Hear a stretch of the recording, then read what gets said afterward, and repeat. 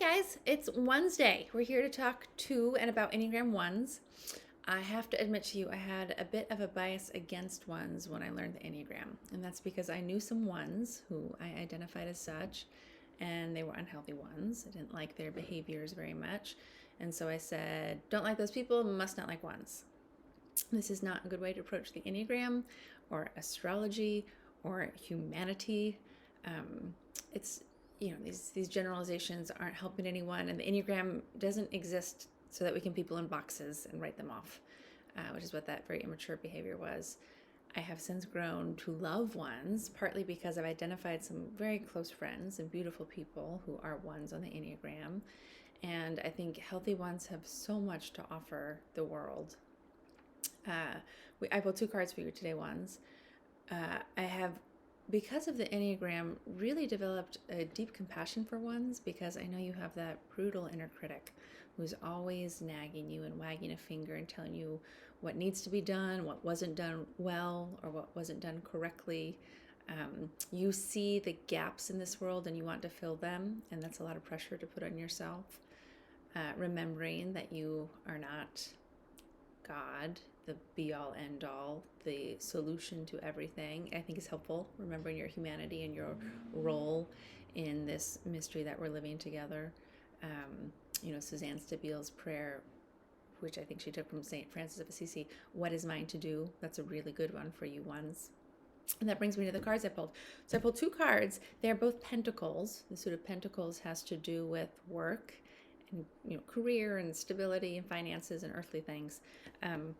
I'm using my ladies again. We begin with the 2 of Pentacles, juggling work. And just take a minute with this image.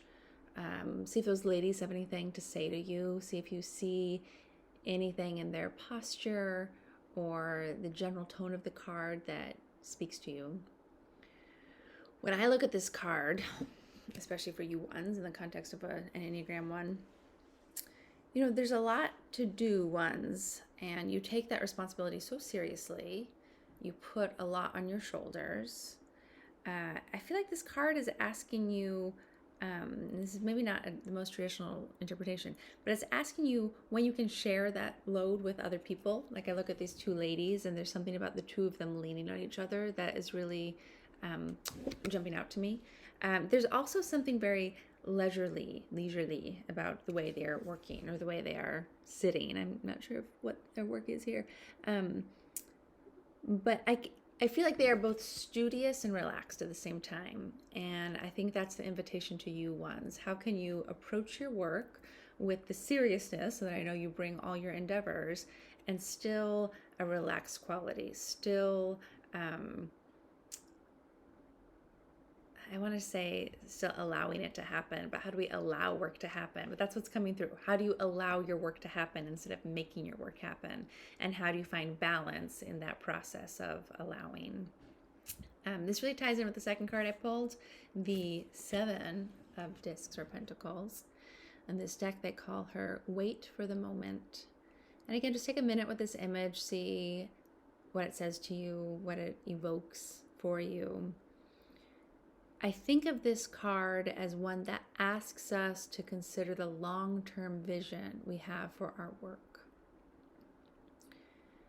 And I think this first card shows us where we can get caught up in the day-to-day juggling of the responsibilities we've assumed, or the things we have to complete, we have to learn, we have to manage.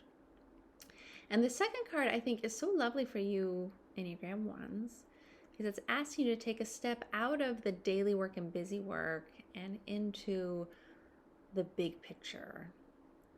What is the big picture of what you want to contribute, accomplish, achieve? What do you want to see done in the world? And is it possible, when you have that idea of what you want to see done in the world, for you to reassess how you're juggling your daily busy work in light of this bigger long-term goal that you can now envision? I think about how Tony Robbins says most people overestimate what they can do in 1 year and underestimate what they can do in a decade. To me, that is the essence of this little mini spread for you today, 1s. Think less about what you have to do in the next year, what you have to accomplish, what must be done, and think more about what would you like to see done in the next decade in your family, in your job, in the world, in any justice organizations you're involved with, any political organizations that are important to you. Obviously raising a family. What is the long-term vision you have for the young people who you will send out into the world? And so I think this is a really lovely message for you ones.